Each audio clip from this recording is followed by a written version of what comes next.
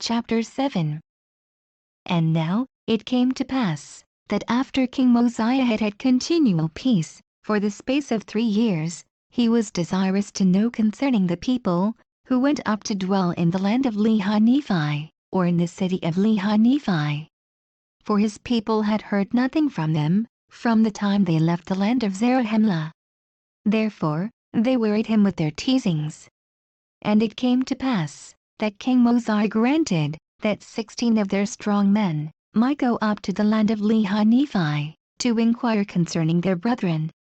And it came to pass that on the morrow they started to go up, having with them one Ammon, he being a strong and mighty man, and a descendant of Zarahemla.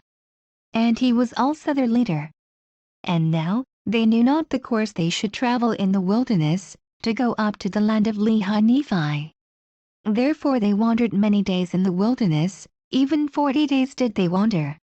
And when they had wandered 40 days, they came to a hill, which is north of the land of Shalom, and there they pitched their tents. And Ammon took 3 of his brethren, and their names were Amaleki, Helam, and Hem, and they went down into the land of Nephi.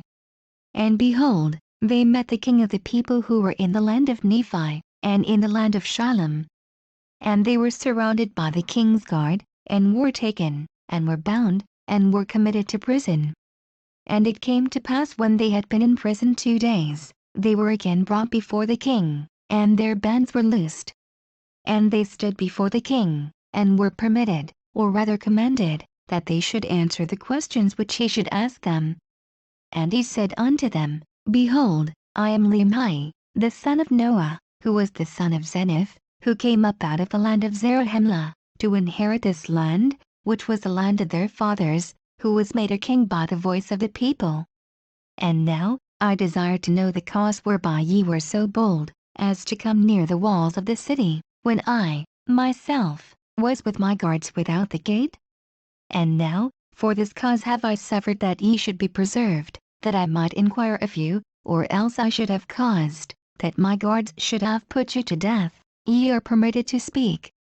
And now, when Ammon saw that he was permitted to speak, he went forth and bowed himself before the king. And rising again he said, O king, I am very thankful before God this day, that I am yet alive, and am permitted to speak. And I will endeavor to speak with boldness.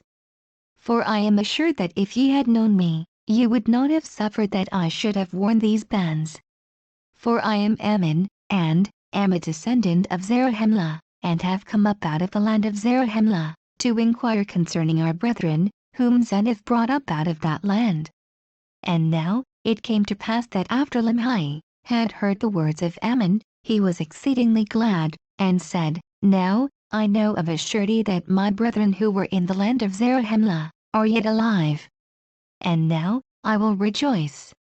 And on the morrow I will cause that my people shall rejoice also.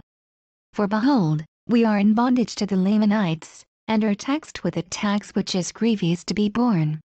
And now, behold, our brethren will deliver us out of our bondage, or out of the hands of the Lamanites, and we will be their slaves. For it is better that we be slaves to the Nephites, than to pay tribute to the king of the Lamanites. And now King Limhi commanded his guards that they should no more bind Ammon nor his brethren, but caused that they should go to the hill which was north of Shalom, and bring their brethren into the city, that thereby they might eat, and drink, and rest themselves from the labors of their journey. For they had suffered many things. They had suffered hunger, thirst, and fatigue. And now it came to pass on the morrow, that King Limhi sent a proclamation among all his people, that thereby they might gather themselves together to the temple, to hear the words which he should speak unto them. And it came to pass that when they had gathered themselves together, that he spake unto them in this wise, saying, O ye, my people, lift up your heads and be comforted. For behold, the time is at hand, or is not far distant, when we shall no longer be in subjection to our enemies, notwithstanding our many strugglings, which have been in vain. Yet I trust there remaineth an effectual struggle to be made. Therefore, lift up your heads, and rejoice, and put your trust in God, in that God who is the God of Abraham, and Isaac, and Jacob. And also, that God who brought the children of Israel out of the land of Egypt, and caused that they should walk through the Red Sea on dry ground, and fed them with manna, that they might not perish in the wilderness. And many more things did he do for them. And again, that same God has brought our fathers out of the land of Jerusalem, and has kept and preserved his people, even until now. And behold, it is because of our iniquities and abominations that he has brought us into bondage.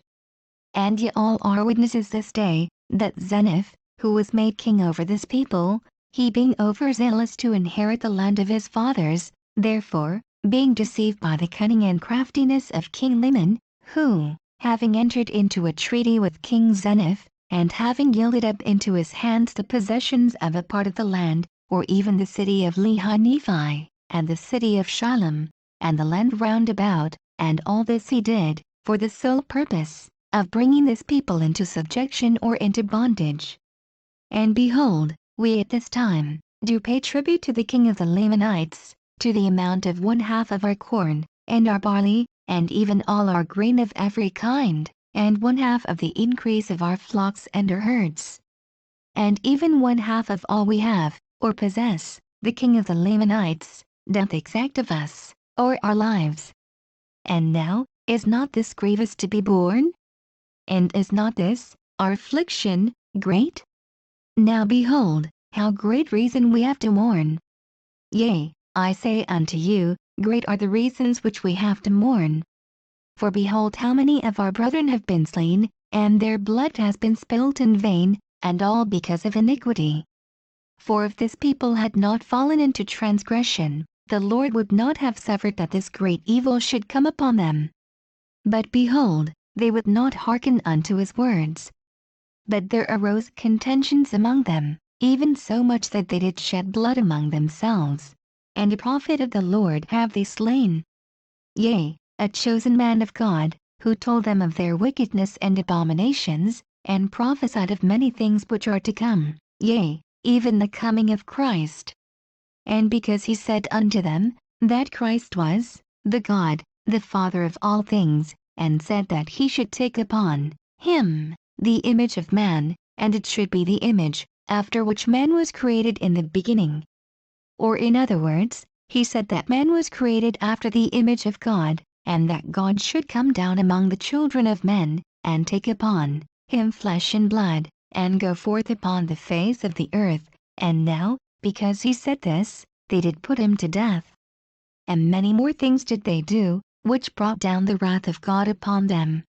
Therefore, who wondereth that they are in bondage, and that they are smitten with sore afflictions? For behold, the Lord hath said, I will not succor my people in the day of their transgression, but I will hedge up their ways, that they prosper not. And their doings shall be as a stumbling block before them. And again, he saith, if my people shall sow filthiness, they shall reap the chaff thereof, in the whirlwind. And the effect thereof is poison. And again he saith, if my people shall sow filthiness, they shall reap the east wind, which bringeth immediate destruction. And now, behold, the promise of the Lord is fulfilled, and ye are smitten, and afflicted. But if ye will turn to the Lord, with full purpose of heart, and put your trust in him, and serve him with all diligence of mind, if ye do this, he will, according to his own will and pleasure, deliver you out of bondage,